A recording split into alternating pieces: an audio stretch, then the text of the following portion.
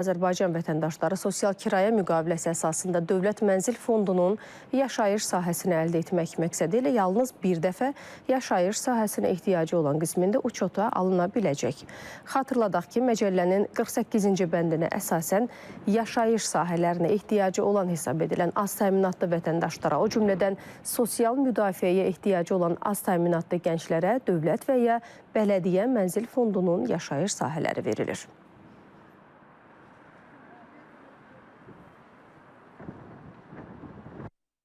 Yaşadıkları ərazidə yerli icra hakimiyyəti orqanlarına və ya bələdiyyələrə müraciət etməklə qeydiyyata düşə bilərlər. Nəzərə alsaq ki, sosial mənzil fondunda mənzil almaq üçün yalnız bir dəfə qeydiyyata düşmək mümkündür. Yəni, o demək ki, hər bir vətəndaş və ya ailə sosial mənzil fondundan bir dəfə müraciət edib əldə etmək imkanına malikdirlər və nəzərə alsaq ki, sosial mənzil fondu daha çox icra hakimiyyəti orqanların sərəncamında olur və onların tabiçiliyində olan əmlak sosial mənzil fondu kimi istifadə olunur. O baxımdan daha məqsəd uyğundur ki, vətəndaşlarımız yaşadıkları ərazilərdə, rayonlarda və ya şəhərdə icra hakimiyyəti orqanlarına müraciət edərək sosial mənzil almaq məqsədi ilə qeydiyyatdan keçsinlər.